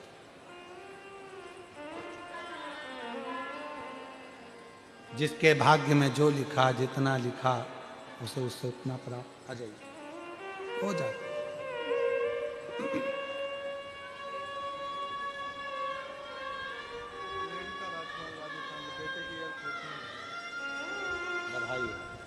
एक बार जोरदार ताली बजाएं। बेटे का एयरफोर्स में सर्विस लगा, बाबा की कृपा से।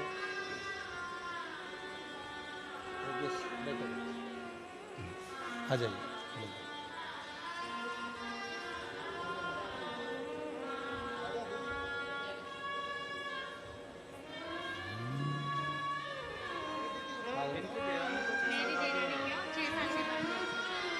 आपकी देवरानी के यहाँ 6 वर्ष के बाद में संतान की प्राप्ति हुई। जोरदार ताली बजाकर साधुवाद करिए, बधाई। महाराज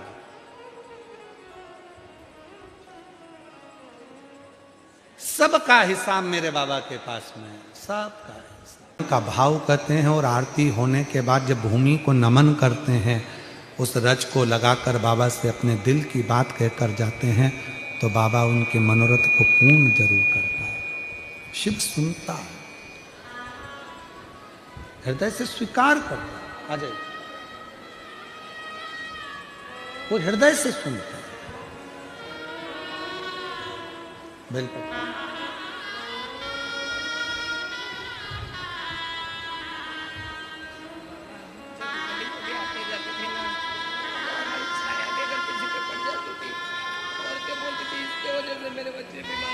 बाबा की कृपा, तब ठीक है ना, सब शिव कृपा लो।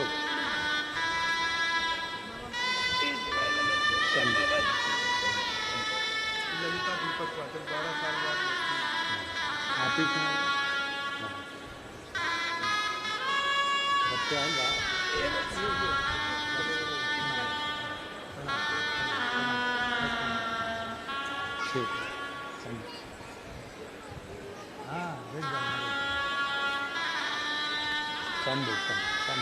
लो, ठीक है। और जो जैसी भावना वो वैसा ही फल पाया, नहीं खाली उसे लौटाया, वो मन ही मन हर्षाया, और कर दिया माला माल काशी वाले, लुटा दिया भंडार काशी वाले। घंटाकर्ण ने अपने कानों में घंटों को बांध लिया, फिर पृथ्वी पर आए, फिर गए। अब ऊपर जाकर जब शिव की लीला का बखान स्वयं नारायण ने करना प्रारंभ करा, तब घंटाकर्ण बैठकर कथा सुनते रहे। फिर कोई कुछ बोल देता तो घंटाकर्ण अपने कानों में घंटे बजाने लगते। मन ही नहीं लगता।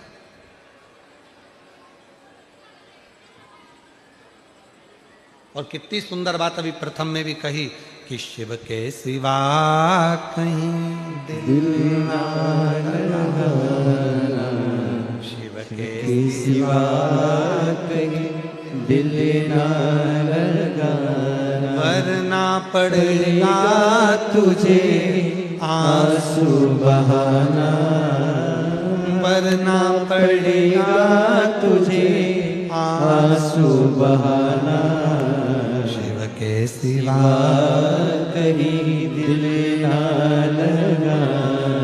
भगवान शंकर के सिवा घंटाकर्ण का कहीं मन नहीं लगता। नीचे आ गए, फिर गए, कथा श्रवण करी, फिर आ गए। और आने के बाद अभी भी ये चित्त में रम गया कि अब करूं तो करूं क्या। भगवान देवादिदेव महादेव फिर वापिस एक सुंदर ग्वाले का रूप धर कर आते हैं, और ग्वाले का रूप रखकर भगवान देवादिदेव महादेव घंटाकर्ण के पास जाकर कहते हैं, रे घंटाकर्ण, अब तुम एक काम करो, बद्रीश की भूमि पर जहाँ बेरों के पेड़ लगे हुए हैं, पौधे लगे हैं, उस बद्रीश की भूमि पर बैठकर भगवान नारायण की स्तुति करो। तो घंटाकर्ण ने कहा, मैं तो केवल शंकर जी को मानता हूँ, शिव जी के सिवा मैं किसी को मानता भी नहीं। मैं भगवान शंकर के सिवा किसी को भजता ही नहीं। और आप कह रहे हो कि नारायण की भक्ति करो। शिव ने नारायण की भक्ति का पथ बताया, और घंटाकर्ण नारायण नारायण नारायण नारायण नारायण नारायण जब जपने लगा बद्रीश भूमि पर, तब भगवान श्री हरि को उस बद्रीश वन में जाकर घंटाकर्ण को दर्शन देना ही पड़ा। देना। दुनिया के लोग कहते हैं बद्री विशाल की भूमि पर बद्रीनाथ जी किसके लिए आए, तो शिव महापुराण की कथा कहती है बद्री विशाल की भूमि पर बद्रीनाथ जी शंकर भगवान के एक भक्त घंटा कर्ण के लिए प्रकट हुए थे। घंटा विराजमान।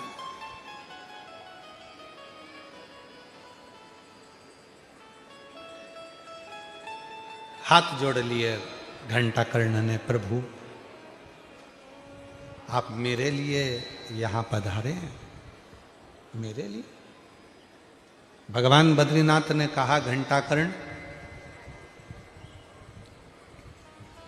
शिव की आराधना करने वाले को, शिव की आराधना करने वाले को एक ना एक दिन नारायण का दर्शन तो होता ही है, इसलिए मेरा दर्शन तुझे हुआ। मेरा जो दर्शन हो रहा है उसका कारण ही केवल यह है कि तुमने शिव की आराधना करी, शंकर की आराधना। और जो देवादिदेव महादेव की अविरल भक्ति में, भगवान शंकर की अविरल भक्ति में, भगवान शिव के भजन में, कीर्तन में, स्मरण में, शिव नाम में जो डूबा रहता है, उसको एक ना एक बार भगवान शिव दर्शन जरूर देते, भगवान नारायण दर्शन जरूर देते।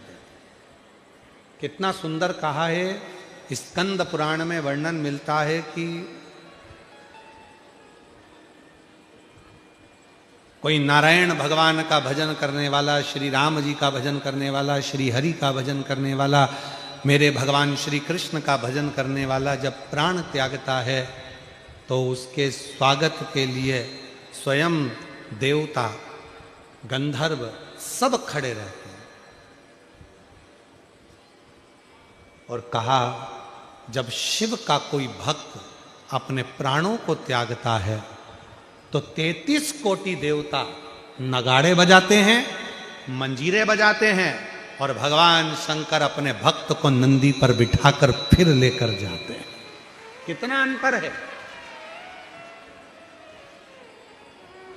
कोई शिव का उपासक, भगवान शंकर की आराधना करने वाला, साधना करने वाला, शिव की आराधना करने वाला, शंकर को भजने वाला, शिव साधना में डूबने वाला, जब भगवान शंकर की साधना पूर्ण कर कर अपने प्राणों को त्यागता है, 33 कोटि देवता रंगोली डालते हैं, 33 कोटि देवता नगाड़े बजाते हैं, 33 कोटि देवता भजन करते हैं कि आज शिव का कोई भक्त हमारे इस परम धाम में आ रहा है, और वो भी नंदी पर बैठकर आ रहा है, नंदी पर बैठ।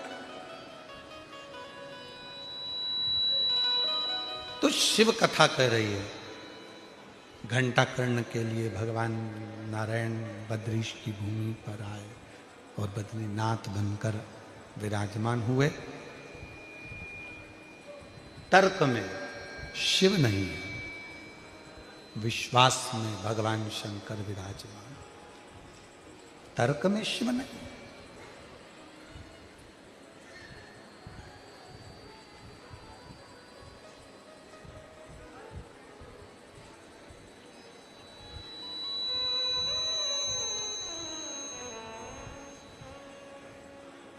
माता पार्वती जी जब भगवान शिव को स्नेह करती थी,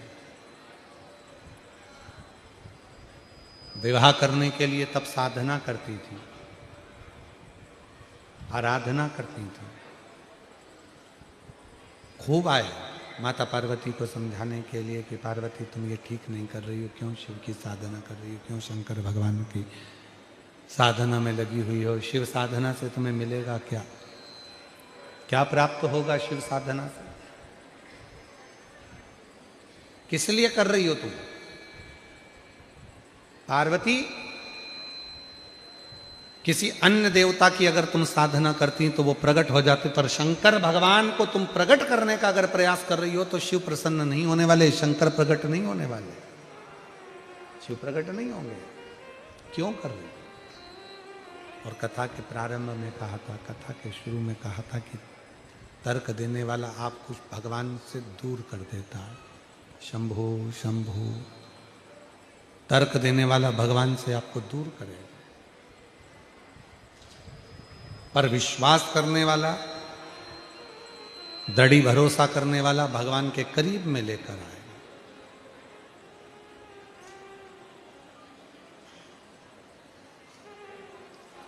शिव के नजदीक और पहले भी कहा, आज फिर कहते हैं, सूरत नगर की पवित्र धरा पर जिस घर में भगवान शंकर का शिवलिंग नहीं होता, उस घर का व्यक्ति हमेशा टेंशन में ही पड़ा रहता है। और जिसके घर में शंकर भगवान का छोटा सा भी अगर शिवलिंग आकर विराजमान हो जाता है, उसके घर में फिर चिंता, टेंशन सब समाप्त होता चले जाता है। धीरे धीरे उस घर की दशा सुधरना प्रारंभ हो जाती है। चिंता से मुक्त होने लगता है, टेंशन से मुक्त होने लगता है, फिर धीरे धीरे उस घर की दशा अपने आप सुधरने लगती है, अपने आप से। इसलिए मेरी बहनों, मेरी जीजियों, जीजाओं, मेरी बेटियों, मेरे बेटाओं, मेरे बुजुर्ग माँ बाप, आप सभी से निवेदन करूं, प्रार्थना करूं कि तुम्हारे घर में भले लड्डू गोपाल जी विराज रहे हैं, तुम्हारे घर में भले भगवान कृष्ण विराज रहे हैं, तुम्हारे घर में भले भगवान श्री राम विराज रहे हैं, तुम्हारे घर में भले माँ जगत जननी जगदम्बा विराज रही हो, तुम्हारे घर में भले दत्त भगवान विराज रहे हो, तुम्हारे घर में भले 33 कोटि देवता विराज रहे हो, पर तुम्हारे घर में एक छोटा सा शिवलिंग का होना जरूरी है। क्यों? मंदिर जाएंगे, हो सकता है मंदिर में कोई शंकर भगवान को छूने ना दे, हो सकता है मंदिर में कोई जल चढ़ाने ना दे, हो सकता है मंदिर में कोई शंकर जी के मंदिर में प्रवेश ना दे, हो सकता है शंकर के शिवलिंग का स्पर्श ना करने दे। तो अपने घर में अगर शंकर भगवान का शिवलिंग रहता है और हम उस पर भी अगर जल चढ़ाते हैं, आराधना साधना करते हैं, तो वही पुण्य जो मंदिर में प्राप्त होता है वो अपने घर के शिवलिंग में भी प्राप्त होना प्रारंभ हो जाए। जैसे वो एक लाइन आती है ना, आहूं में असर होगा, घर बैठे बुला लेंगे, आहूं में असर शंभो शंभो शंभो शंभो, घर बैठे बुला लेंगे, तुम रूठे रहो भोले, हम तुम्हें मना लेंगे। आप भी बोलिएगा, तुम कहते हो भोले हमें काशी प्यारी है, बोलो जीजियों, तुम कहते हो भोले हमें काशी प्यारी है, तुम कहते हो भोले हमें काशी प्यारी है, तुम कहते हो भोले हमें काशी प्यारी है, एक बार तो आ जाओ, काशी भी बना देंगे, एक बार तो आ जाओ, काशी भी बना देंगे, तुम रूठे रहो भोले, हम तुम्हें मना लेंगे, तुम रूठे रहो भोले, हम तुम्हें मना लेंगे। एक बार तुम्हें काशी भी बना देंगे। जब शंकर भगवान का शिवलिंग हमारे घर में आ जाता है, जब भगवान शंकर का शिवलिंग हमारे घर के अंदर पहुंच जाता है, तो हमारा घर स्वयं पवित्र ज्योतिर्लिंग का मंदिर बन जाता है। पवित्र ज्योतिर्लिंग का मंदिर। शंभो, आप उनको लेकर आएंगे तो शिव ज्योतिर्लिंग का मंदिर बन जाएगा।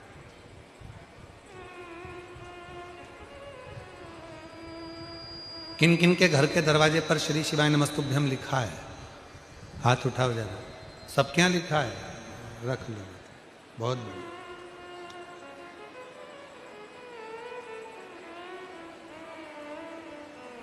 अपने गांव भी जाया करो, कहीं भ्रमण पर जाया करो, तीर्थ जाया करो, घूमने जाया करो, तो एक स्टिकर श्री शिवाय नमस्तुभ्यम का लेकर जाया करो और उसको किसी दरवाजे पर जरूर लगाया करो।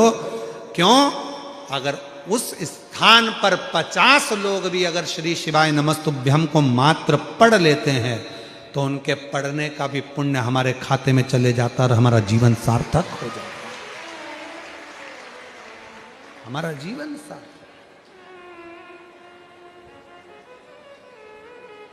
उसको जपो, भजो, स्मरण करो, लगाओ, नाम जाप, मंत्र जाप, ये सब सुख प्रदान करने वाले बिंदु हैं, सब सुख देने। पार्वती मैया को बहुत समझाया, माँ जगत जननी जगदम्बा नहीं माने, क्योंकि उनके हृदय में शिव विराजमान थे, शंकर भगवान बैठे हुए थे। जिसके हृदय में विश्वास रूपी शिव विराजमान है, जिसके हृदय में भगवान शंकर विश्वास के रूप में विराजमान है, फिर वो भटकता नहीं। आखिरी में हुआ क्या कि माँ जगत जननी जगदम्बा पार्वती जी शिव पर इतनी विश्वास कर कर केंद्रित हो गई, इतना विश्वास कर कर केंद्रित हो गई कि उन्होंने भोजन का भी त्याग कर दिया। श्वास लेती हैं पर नासिका के एक छिद्र से श्वास लेती हैं और उसी से छोड़ती हैं। और यहां तक शिव पुराण में लिखा है कि एक समय ऐसा आ गया था मां जगत जननी जगदम्बा पार्वती जी का कि शंकर पर इतना भरोसा कर लिया था कि श्वास अंदर लेने के बाद मां पार्वती ने उस श्वास को छोड़ा ही नहीं था। कई वर्ष तक पार्वती जी ने श्वास को अंदर ही रख लिया, छोड़ ही नहीं।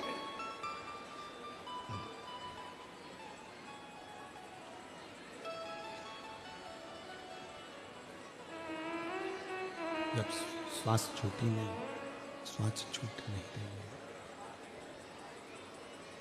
तब भगवान ने देखा कि शरीर पूरा की पूरा एकदम दुर्बल हो गया, शरीर काला पड़ गया, प्राण छूटने का समय आ गया। तब भगवान देवाधिदेव महादेव देख लिए कि विश्वास पूर्ण हुआ। तब शंकर भगवान मां पार्वती के सम्मुख में आकर प्रकट हो गए। क्या चाहती हो पार्वती? पार्वती जी कहती हैं केवल आपसे विवाह करना चाहती।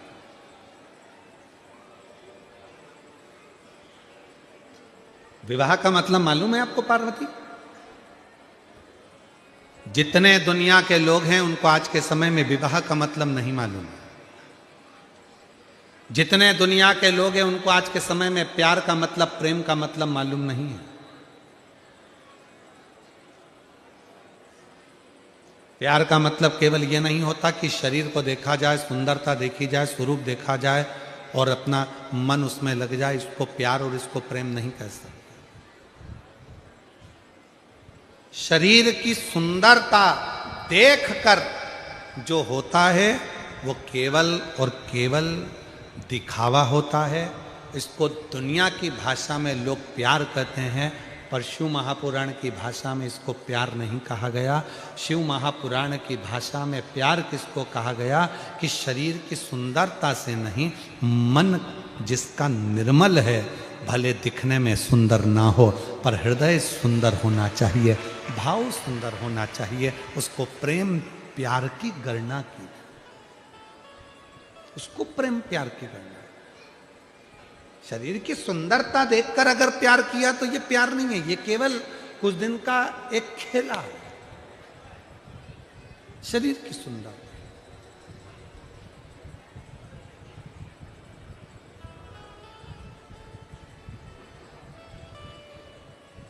उसको केवल एक थोड़े दिन का मोह का सत्य है। भले दिखने में कोई सुंदर ना हो, उसका कोई आकर्षण ना हो, पर उसका मन साफ। वो कितनी सुंदर एक लाइन आती है, पर आए दर्द को अपनाए उसे इंसान कहते हैं, पराए दर्द को बनाए उसे इंसान कहते हैं। जो दूसरे के दर्द को देखकर, दूसरे के दुख को देखकर, दूसरे की तकलीफ को देखकर, दूसरे के कष्ट को देखकर जो दुखी हो जाता है। शंभु शंभु शंभु शंभु। दूसरे के दर्द को देखकर, दूसरे के दुख को देखकर, दूसरे की तकलीफ को देखकर जो दुखी हो जाता है, समझ लेना उसके बराबर दुनिया में कोई श्रेष्ठ नहीं हो सकता। कोई गिर गया, चोट लग गई, किसी को घाटा लग गया, किसी की यहां छापा डल गया, किसी की फैक्ट्री में आग लग गई, किसी को तकलीफ आकर खड़ी हो गई, किसी को घाटे पर घाटा लग गया, और तुम सुनकर अगर हंस रहे हो, मुस्कुरा रहे हो, तो समझ लेना तुम में और राक्षस में कोई अंतर नहीं है, तुम में और असुर में कोई अंतर नहीं। इसको असुर प्रवृत्ति कर, इसको राक्षस प्रवृत्ति कर, इसको असुर प्रवृत्ति कहा जाता है, इसको राक्षस प्रवृत्ति कहा जाता है, इसको असुरता कहे। इंसान किसको कहते हैं, मनुष्य किसको कहते हैं, क्योंकि कोई दुखी है। हमने पहले भी आपको कहा, आज फिर व्यासपीठ से कहकर जा रहे हैं, सूरत नगर की इस पवित्र धरा पर जो शिव महापुराण की कथा चल रही है, इसमें आज फिर कहते हैं, आप 1 रुपए का दान किसी को मत दो, आप 98 भी किसी को मत दो, पर आपसे निवेदन है, आपके परिवार में, आपके पड़ोस में, आपके रिश्तेदार में, आपकी कॉलोनी में अगर किसी बच्चे को पढ़ने का शौक है और उसके पास पढ़ने का पैसा नहीं है, तो आप उसकी पढ़ाई में, शिक्षा में थोड़ा सा धन लगाना प्रारंभ करो, वो जिंदगी का सबसे बड़ा दान हो। आप 1 रुपया किसी को दान मत दो, आप चवन्नी किसी को मत दीजिए। अगर आपकी कॉलोनी में, आपके परिवार में, आपकी सोसाइटी में, आपके मोहल्ले में कोई बहुत बीमार है, उसके पास धन नहीं है, दवाई का पैसा नहीं है, उसकी अच्छी चिकित्सा करवा दीजिए। उससे अच्छा कोई दान नहीं हो सकता, उससे अच्छा कोई दान नहीं होगा।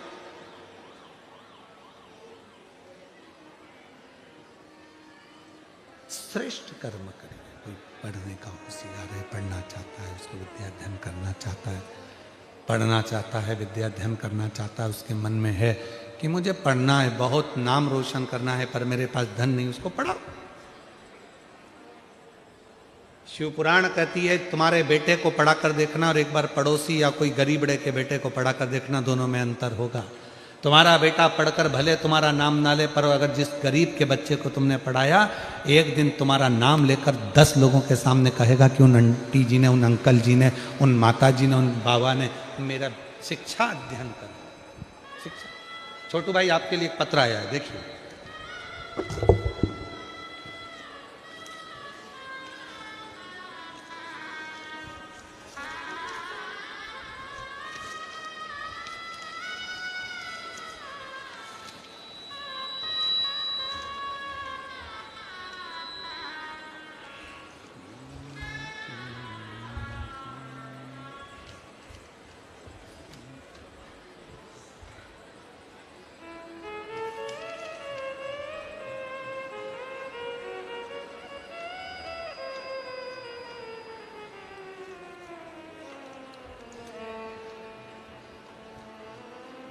मैं श्याम सुंदर, जरा पढ़ो तो क्या लिखा है, श्याम सुंदर नथानी है, नथानी, श्याम सुंदर नथानी, उम्र 70 वर्ष है,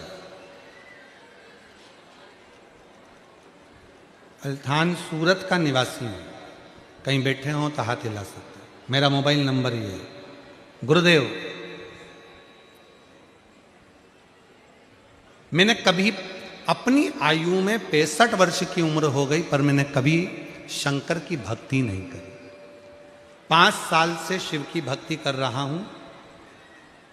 सीतामढ़ी बिहार से मेरी बेटी सूरत आई और उसने आपकी कथा के बारे में बताया, तो 65 साल की जब मेरी आयु हुई, तब से मैं शंकर जी की भक्ति कर रहा हूं। अभी मैं 70 साल का हूं, 5 साल से शिव की भक्ति में लगा। गुरुदेव, सूचना मिली मेरे को कि सूरत में आपकी कथा है। मैं 70 साल की आयु का कहाँ जाता। तब यहाँ दरवाजे पर मैं आई और छोटू भाई हमको मिल गए। छोटू भाई पाटिल साहब बाहर मिले रोड पर। मैं उनसे कहा, बहुत वृद्ध हूँ, कहाँ जाऊंगी, जगह नहीं है। मैं छोटू भाई को आशीर्वाद दूं, गुरुदेव धन्यवाद दूं। उन्होंने कहा कि तुम चिंता क्यों करती हो, जाओ दरवाजे पर बोल देना छोटू भाई पाटिल भेजा है, अंदर बिठाएगा, कोई धक्का दे देगा तो। कहा नहीं, चल मैं तुम्हें लेकर चलता हूँ। छोटू भाई हाथ पकड़कर मुझे कथा के पंडाल में आगे लाकर बिठा दिए। मैं धन्यवाद। बस यही शिव पुराण कहती है, पराये दर्द को जो अपनाए उसे इंसान कहते हैं। दूसरे के दुख को देखकर जो हंस रहा हो, मुस्कुरा रहा हो, दूसरे की फैक्ट्री में आग लग गई हो, तुम्हें खुशी हो रही हो, समझ लेना तुम असुर प्रवृत्ति के हो गए, तुम्हारे अंदर वो भाव प्रकट नहीं हो रहा। वो मनुष्य का भाव कब आएगा? जब अपने भीतर एक दर्द दूसरों के प्रति भी प्रकट होगा। दूसरों के प्रति वो दर्द जब तुम्हारे अंदर आएगा, तब समझ लेना कि तुम इंसान बनना प्रारंभ हो गए। तुम मनुष्य की देह में, एक मनुष्य देह में भी परमात्मा का स्वरूप तुमने धारण कर, परमात्मा।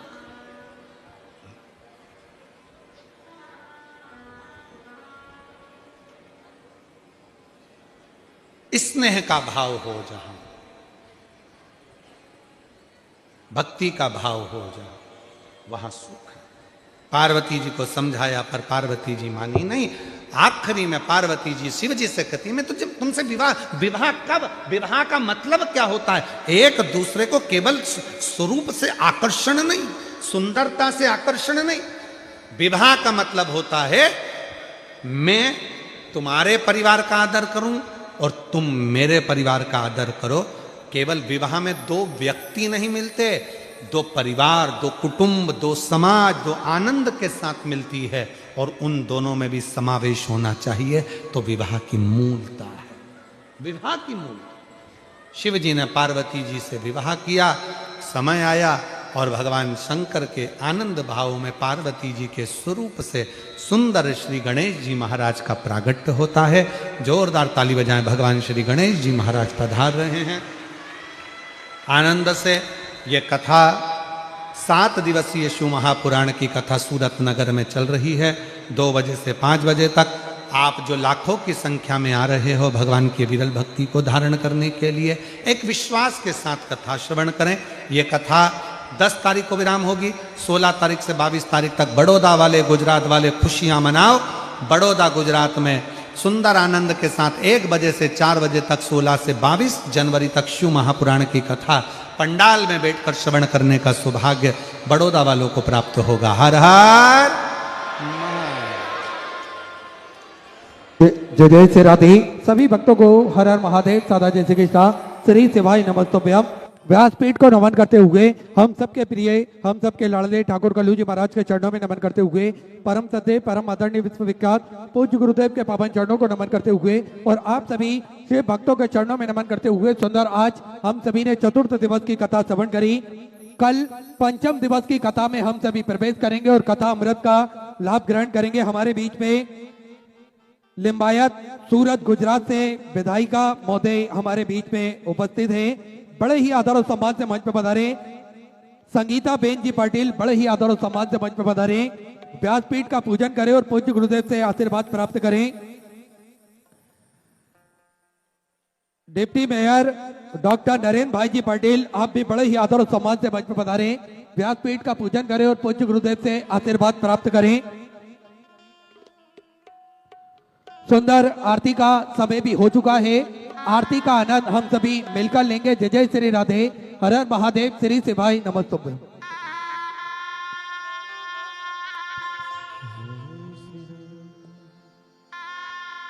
जय शिव ओंकारा, भोले भज शिव ओंकारा,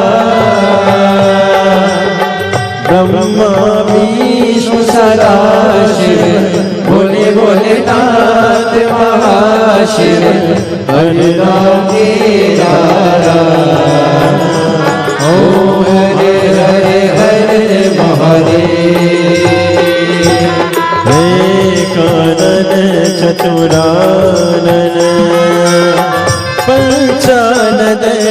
साजे बोले पंचानन राजे हर शासन गरुड़ासन हर शासन गरुड़ासन दस वाहन साजे ओ हरे हरे हरे महादेव दो भुज चार चतुर भुज दस मूर्तियां ते सोहे बोले दस मूर्तियां ते सोहे तीनों रूप निरखता बोले तीनों रूप निरखता त्रिभुवन जन मोहे ओ हरे हरे हरे महादेव अक्षमाला वनमाला मुनिमाला धारी है बोले मुनिमाला धारी त्रिपुरारी करसारे त्रिपुरारी करसारे करमाला धारी ओ हरे हरे हरे महादेव श्वेतांबर पीतांबर बागांबर आगे बोले बागांबर आगे सनकादिक गरुड़ादिक सनकादिक ब्रह्मादिक भूतादिक संगे ओ हरे हरे हरे महादेव